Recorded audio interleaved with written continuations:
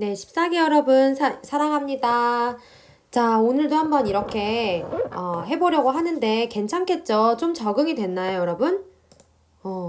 선생님도 계속 연습해보면서 사실은 몇 번 다시 녹음을 해본 버전도 있고 이렇게 하기는 하는데 그래도 한번 선생님이 이번 더 잘 할 수 있을 것 같아요. 자, 여러분 우리 지난 시간까지 근대 문물의 수용 배우면서 개화기를 다 배운 거예요. 정말 고생 많았어요. 개화기 이렇게 하면서 참 많은 내용인데 쉽지 않은 내용인데 고생 많았어요. 그래서 오늘부터는 어떤 부분을 배울 거냐면 드디어 우리가 일제강점기로 들어가게 됩니다. 네. 그래서 먼저 일단은 지난 시간에 배운 내용을 우리 복습 퀴즈로 점검을 해보고 가보도록 하겠습니다. 자, 그럼 첫 번째 문제부터 볼게요. 우리나라 최초의 서양식 병원의 이름은 무엇일까요? 네, 알렌에 의해서 세워졌고요. 이름이 뭐였다가 뭘로 바뀌어요. 그래서 여러분들 두 가지 중에 어떤 걸 기억해도 상관이 없을 것 같아요. 자, 이름은 뭘까요? 네, 광해원에서 제중원으로 바뀌게 되는 거죠. 네, 광해원 아니면 제중원 하면 맞습니다. 다음 문제입니다. 서재필에 의해서 간행된 최초의 민간신문은 무엇일까요? 네, 이거 우리 너무 잘 알죠? 네, 최초의 민간신문 독립신문이었습니다. 자, 그 다음은요. 베델과 양기탁이 공동으로 발행했던 신문. 굉장히 인기 있어서 1만 부 넘게 판매가 됐었고요. 네, 요 반일론조로 유명했던 신문이 대한, 매일, 신보였죠. 다음 문제입니다. 외국인 선교사에 의해 설립된 대표적인 사립학교들에는 무엇이 있을까요? 유가순 열사가 다녔던 학교이기도 하고요. 아펜젤로 선교사나 스크랜튼 부인이 설립한 그 학교. 여러분, 뭘까요? 네, 배제학당 아니면 이화학당 요렇게 기억을 하면 좋겠죠. 자, 그 다음 문제입니다. 독사실론을 써서 민족주의 사학의 연구 방향을 제시한 사학자는 누구인가요? 사실 우리가 아는 사학자가 그렇게 많지는 않습니다. 네, 신채호 선생님과 성이 같네요. 네, 그 다음 문제입니다. 나철과 오기호가 창시한 종교로 단군을 신앙하는 종교는 무엇인가요? 네, 대종교였죠. 네, 이게 답을 잘 맞췄으면 너무너무 좋을 텐데 잘 따라오고 있는 거 맞죠? 네, 그러면 우리 이제 본격적으로 오늘 일제강점기를 배워보도록 할 거예요. 참 어둡고 힘든 시대였어요. 어떤 나라에서 어떤 나라가 억압을 당한다는 게 참, 인간이 이렇게도 할 수가 있는 거구나 라는 생각이 들기도 하면서 참 우리 민족에게는 비극적인 시대였지만 그래도 이런 역사가 있었다라는 걸 우리가 기억해야 될 필요가 있겠죠? 자, 일제강점기는 언제 시작했을까요? 몇 년도일까요? 네, 우리 다 잘 알겠지만 1910년도에 시작을 하게 됩니다. 1910년도에요. 언제 끝나게 되냐면 자, 1945년 이날은 모르면 안 되겠죠. 광복의 8월 15일입니다. 이 기간이 36년이에요. 한 세대가 지나는 시간이에요. 아주 긴 시간이죠. 근데 일단 우리가 일제강점기의 역사적인 의미에 대해서 배우기 전에 선생님이 이제 수능에 대해서 하나의 팁을 주자면 일제강점기는 좀 구조화를 하기가 좋은 시대이기 때문에 여러분들 접근하기가 어렵지는 않을 거예요. 일본의 통치 방식이 이렇게 세 부분으로 나눠볼 수가 있고 또 거기에 따라서 저항한 역사들이 있어요. 10년대에는 무단 통치, 20년대에는 문화 통치, 3, 40년대에는 민족 말살 통치이고 여기에 대해서 10년대 우리의 저항, 20년대 우리의 저항, 3, 40년대 우리의 저항만 큰 줄기로 갖고 가면 여러분들 쉽게 접근할 수 있어요. 수능에서 일본의 식민 통치 방식은 꼭 한 문제로 묻습니다. 그래서 잘 구분을 해주면 되는데 오늘 이거 세 가지를 다 배울 건 아니고요. 여기 무단 통치와 문화 통치의 2분의 1까지 절반 정도 배우고 나머지는 다음 주에 이어서 배워보도록 할 거예요. 그러면 우리 무단 통치부터 한번 시작해 볼까요? 자, 무단 통치. 이름만 들어도 무단으로, 폭력으로, 억압으로 조선인들을 지배하는 방식입니다. 우리 책의 280쪽부터 시작을 할 겁니다. 자, 일단 우리나라 식민지가 됐어요. 우리나라를 통치할 기관이 필요합니다. 그 기관을 만들어요. 그게 바로 조선 총독부입니다. 그래서 조선 총독으로 부임한 사람은 정말 많은 권한을 가질 수 있었어요. 행정, 입법, 사법, 군사권 모두 다 가져요. 그래서 조선 총독을 역임한 사람은 이제 일본에 가서 승승장구하는 그 엘리트 코스를 밟는 거예요. 조선 총독부가 어디 있었을까요? 네, 서울에 있었을 텐데요. 일단 사진을 좀 보여줄게요. 네, 이거는 원래 1910년에 만들어진 그런 청사는 아니고요. 1926년에 만들어진 아주 번듯하게 생긴 그런 신청사입니다. 자, 이게 어디 있었을까요? 신청사가 어디 있었을까요? 이것도 한번 사진으로 볼까요? 네, 여기 있었어요. 여기가 어디 있는지 아는 사람, 여기가 어딜까요? 여기는 바로 경복궁입니다. 여기가 경복궁 근정전이고요. 여기가 경복궁 연못이 있는 경회루 그 부분이에요. 그 앞에 떡하니 막고 들어선 조선 총독부입니다. 이거는 그냥 여기가 위치가 좋으니까 여기에 지은 게 아니라 일본의 의도가 있는 거예요. 아주 음습하죠. 민족정기를 누르고 여기에다가 궁궐 대신에 문을 뜯어내고 이제 지었던 거죠. 그래서 여기 이 문 여러분들도 알 겁니다. 다음 사진을 한번 볼까요? 바로 여기에요. 여러분들 많이 익숙한 곳이죠? 바로 이 문을 뜯어낸 겁니다. 광화문이에요. 광화문. 경복궁의 입구인. 그래서 지금 우리가 여기를 이제 뭐 뮤지컬 보러 서울 가거나 할 때마다 되게 잘 볼 수 있는 그런 모습이죠. 이 앞으로 광화문 광장이 쫙 이렇게 있고요. 참 지금 너무 잘 돼 있어요. 선생님이 1, 2년 전에 이제 엄마랑 여동생이랑 같이 궁궐을 놀러 간 적이 있어요.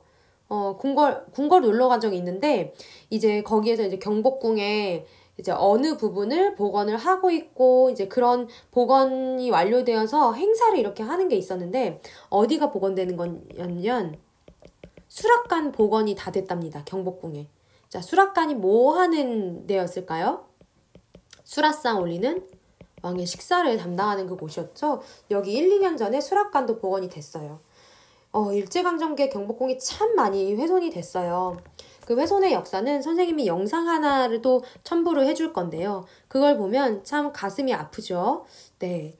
그래서 어쨌든 조선 총독부가 여기 있었는데 이게 다 철거가 김영삼 대통령 때 철거가 됐습니다.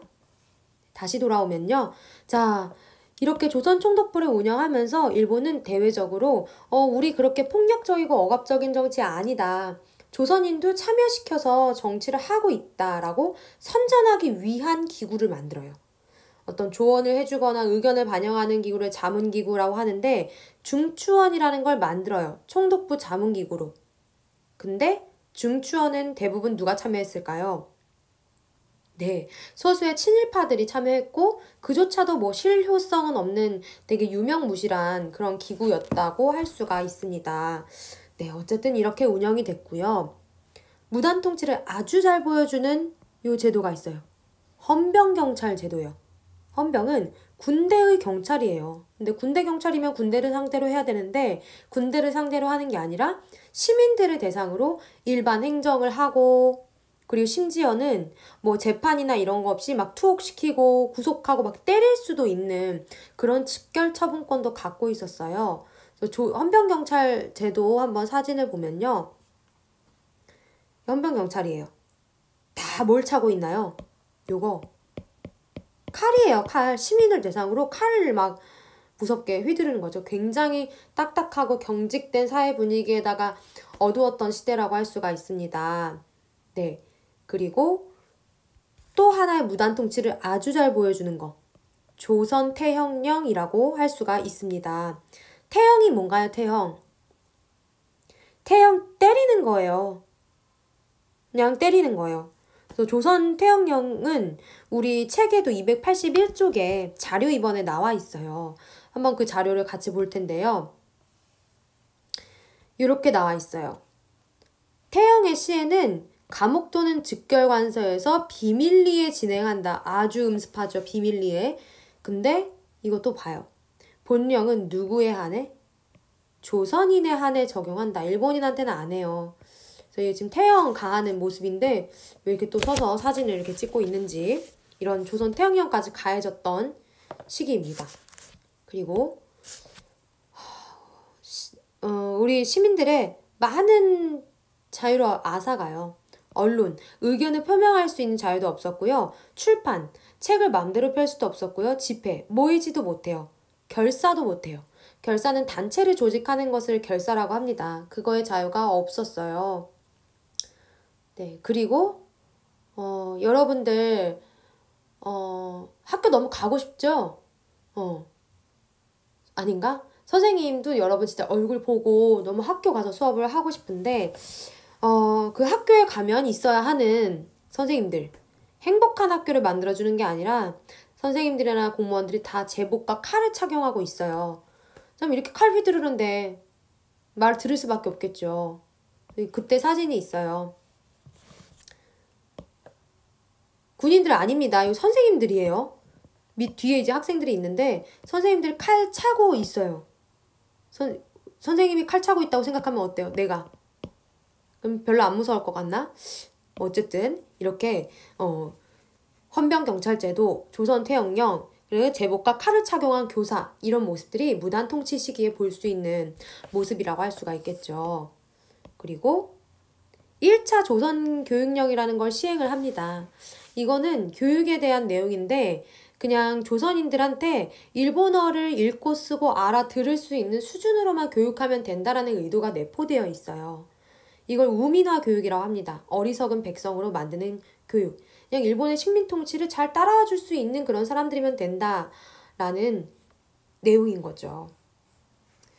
네, 그래서 이게 무단 통치의 그런 모습이라고 할 수가 있겠고요. 또 이 시기에 이렇게 통치만 한 게 아니라 하나씩 하나씩 우리나라의 경제적인 것들을 뺏어가요.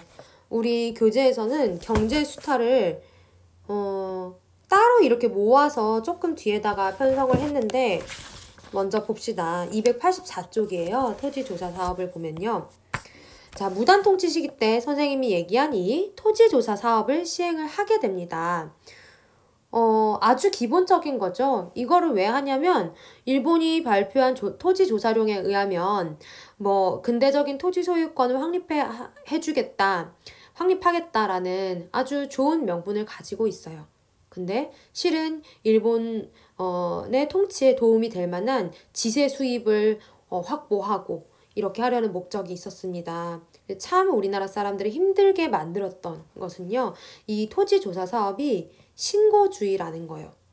신고한다라는 것은 관청에서 이렇게 공무원이 직접 나와서 우리한테 찾아오는 게 아니라 신고 서류나 이런 걸 직접 제출을 해야 되는 거예요. 근데 이 신고를 안 했던 땅들이 되게 많아요. 왜 그랬을까요? 일단은 서류나 절차가 너무너무 복잡하고 까다롭고 막 한자로 돼 있고, 그래서 이거 모르는 사람은 신고를 할 수도 없어요. 그리고 또 한 가지는 난 일본이 시행하는 정책에 나는 협조하지 않겠다라고 해서 일부러 신고하지 않은 사람들도 있고요. 또 나머지 한 가지는 왜 내 소유의 토지라고 하기에 불분명한 토지들이 있어요. 뭐 가문, 그 문 중에서 공동으로 나중에 묘지로 쓰려고 이제 같이 공유하고 있는 토지라든가, 아니면 마을이 뭐 공동으로 소유하고 있는 토지라던가, 이런 것들이 신고가 잘 이루어지지 않죠. 그럼 이렇게 미신고 토지, 신고가 되지 않은 토지는 다 어떻게 했을까요? 국유화, 일본 소유로 만들게 되는 겁니다. 그래서 이런 토지는 다 어디로 또 넘기게 되냐면요, 동양 척식 주식회사, 우리 지난 시간에 배웠다. 동양 척식 주식회사로 다 넘겨서 일본인들한테 헐값으로 팔아 넘기는 거예요. 자, 조선에 아주 비옥한 토지가 많습니다. 여기 와서 경작하세요. 라고 일본인들한테 홍보하는 거죠. 근데 이 과정에서 또 농민들을 참 힘들게 한 거는 농민의 관습적 경작권을 부정했다라는 거예요. 이게 무슨 뜻이냐면, 자, 누가 좀 땅이 많을까? 누가 땅 부자일까? 땅 주인을 지주라고 하죠? 우리 기혁이를 지주라고 합시다. 기혁이가 지주에 땅 많아요. 근데 혼자 다 경작을 할 수가 없어요. 그럼 이거 어떻게 해요? 누구한테 경작시켜요? 그렇죠. 우리 소장농한테 땅 빌려주고 경작시키는 거죠. 주연이가 소장농이라고 칩시다. 이제 기혁이가 이제 나이가 들어가지고 이제 하늘로 가고 기혁이 다음 아들이 지주가 됐어요. 그래도 이 주연이와의 소장농과의 관계는 계속 유지가 돼요. 뭐 따로 말 안 해도. 그리고 또 만약에 주연이도 이제 세월이 많이 흘러서 주연이 아들이 그 대를 이었어요. 그러면 또 다시 뭐 계약을 하거나 그러지 않아도 이 둘 사이에는 이 자손에게도 계약 관계가 계속 유지가 되는 거예요. 그걸 관습적 경작권이라고 해요. 근데 이 토지조사 사업을 하면서는 이런 말하지 않아도 그냥 땅 계속 경작하게 해주고 했던 그런 경작권이 없어지고 계약직 되는 거예요. 기한을 정해서 다시 계약해야 되고 그러면서 또 쫓겨나기도 하고 그런 계약제 소장농으로 전락을 하게 됩니다. 이렇게 땅을 잃어버린 사람들은 뭐 해 먹고 살아야 될까요? 뭐 도시로 가서 품팔이를 하거나 빈민처럼 살기도 하고 정 방법이 없으면 우리나라 바깥으로 가서 땅을 찾아가는 거죠. 만주라든지 연해주라든지 이렇게 하면서 참 서글픈 타향살이가 시작이 되게 되는 겁니다. 자, 우리 책에는 또 안 나와 있는데 요거 마지막 경제수탈 회사령도 한번 알아볼까요? 회사령은 말 그대로 회사를 설립하려면 허락받아야 돼요. 누구의? 조선 총독의 허락을 받아야 돼요. 이거는 이미 설립된 회사에도 적용이 될 수 있어요. 뭐 조선 총독이 이거 너 해산해 하면 이 회사도 해산해야 되고 이거는 목적이 아주 분명하죠. 민족기업, 우리나라의 민족기업이 성장하는 것을 막 억누르려고 하는 그런 경제수탈 정책이었습니다. 그래서 우리 무단통치 시기에 헌병경찰 통치 그리고 경제수탈의 토지조사 사업 잘 구분할 수가 있겠죠? 근데 이런 무단통치가 계속 이어지는데 10년 동안 억눌렀던 이 울분이 폭발을 하게 될 겁니다. 이제 그러면서 문화통치로 넘어가게 되는데 그 내용은 잠시 끊고 다음 영상에서 이어서 가도록 할게요.